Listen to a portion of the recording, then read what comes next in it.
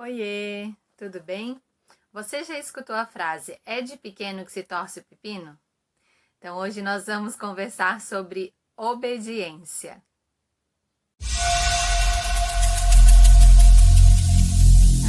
Every single day, I'm gonna make something great. That's my... Bom, vocês me perguntaram lá no Instagram, né, se algumas coisas resolviam para que a criança se torne obediente, né? Me perguntaram, Mari, bater resolve? Pôr de castigo resolve? E aí, com base nessas perguntas, é que eu trouxe para vocês um pouquinho da nossa experiência e um pouquinho de um livro que nos ajudou muito a contornar algumas situações. O livro, então, é esse daqui, ó. Os 4 temperamentos na educação dos filhos. Bem, por que eu trago esse livro como algo importante para que a criança se torne obediente? Porque uma vez que você conhece o seu temperamento e o temperamento do seu filho, você vai saber melhor como resolver, como reagir diante de uma situação de desobediência ou como formar essa criança na obediência. Até comentei no início do vídeo, né, que os antigos dizem que é de pequeno que se torce o pepino, né? Por quê? Porque quando o pepino é mais novinho, né, quando ele ainda não está pronto para a colheita, ele é bem molinho, né? Então é mais fácil começar ali. E depois que ele já cresce mais, ele começa a endurecer, né? E assim conosco também. É muito mais fácil formar uma pessoa na virtude desde pequenina do que depois de adulta.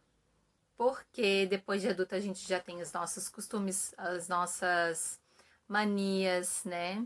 Os nossos hábitos assim já bem estabelecidos, e daí para mudar tudo isso é muito mais difícil.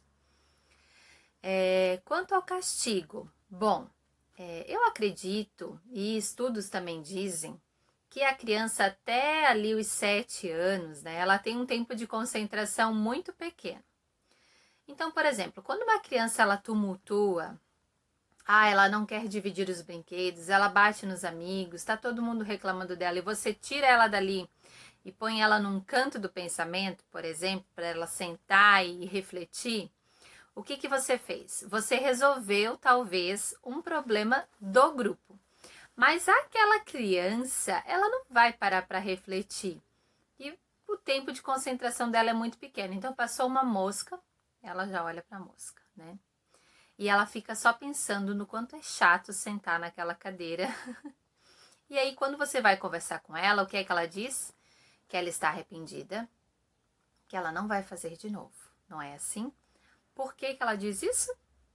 Porque é tudo que você quer ouvir para tirar ela dali e deixar ela voltar a brincar. Então, na verdade, aquele castigo, ele só surtiu efeito para o grupo, né? Mas para a criança de verdade, para formá-la naquela virtude, né, colaborativa, de respeitar a brincadeira, não adiantou muita coisa. Então, eu acredito que existem outras formas mais eficazes e que talvez momentaneamente parece que não surte efeito. Por exemplo, a gente sempre diz, meu Deus, quantas vezes eu vou ter que conversar com você sobre isso, eu já falei. É porque realmente formar a criança na virtude leva tempo, leva repetição, é muito tempo de conversa, você precisa falar várias vezes, né? Então, assim, o que a gente sempre faz aqui é trabalhar com a força dela. Por exemplo, pelo que a gente percebeu e que o livro diz, a Maria está ali entre fleumática e sanguínea, né? Então, o livro ele dá algumas dicas. E o que a gente procura fazer? Procura mostrar a ela alternativas, né?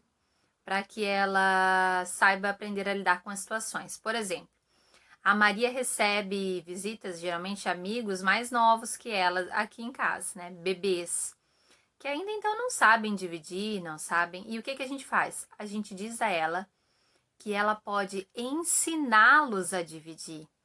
Porque aí, quando ela for na casa deles, né, eles vão também dividir com ela os brinquedos. Então, olha o poder que a gente dá para ela, né?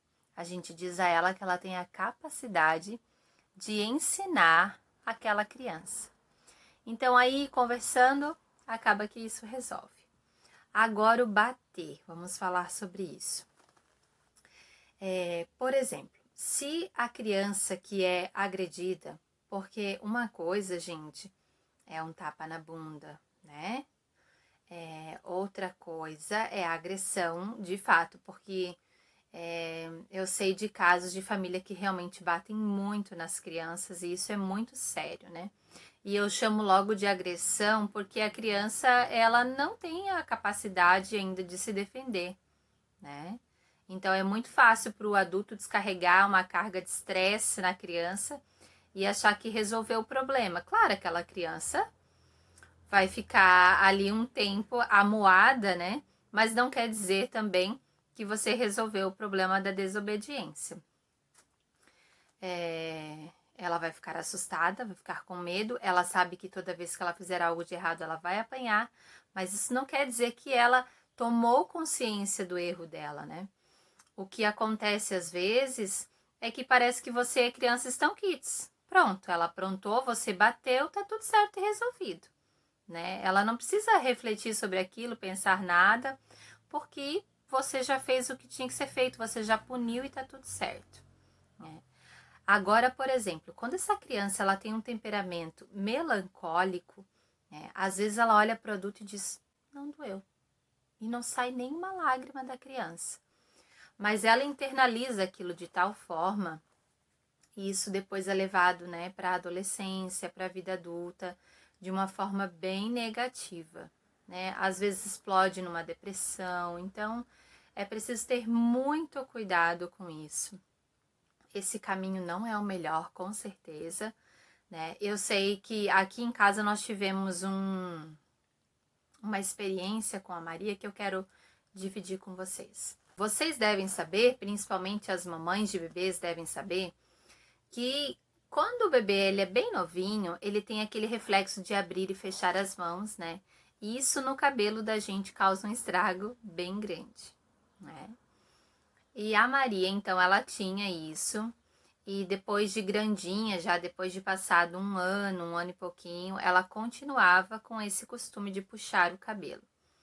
E eu conversei com ela várias vezes, tentei negociar. Nossa, Deus é testemunha de quantas coisas a gente fez para que ela parasse de puxar o cabelo.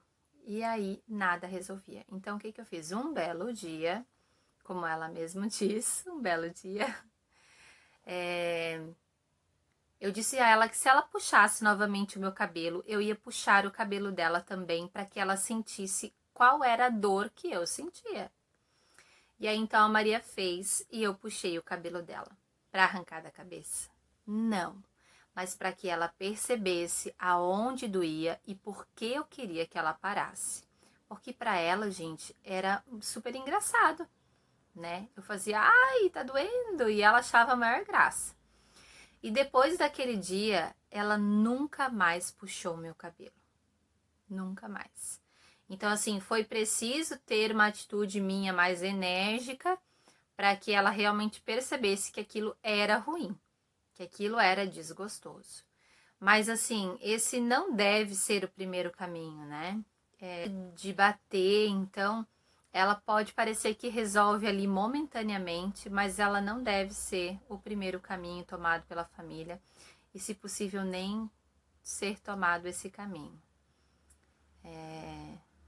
A gente percebe como as crianças ficam mais assim inseguras e isso tudo é fruto de uma comunicação mal estabelecida entre os filhos e os pais, ou entre os cuidadores e as crianças, né?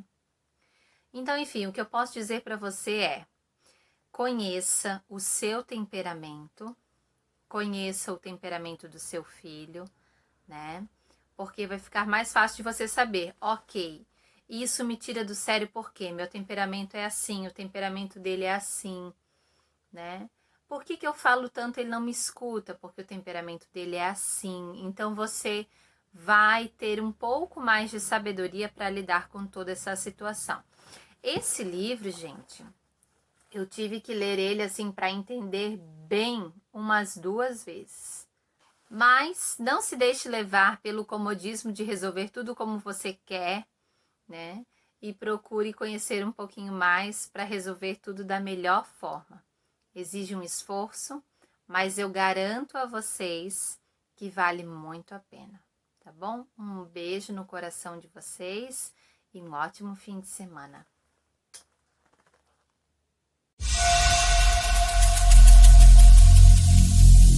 Every single day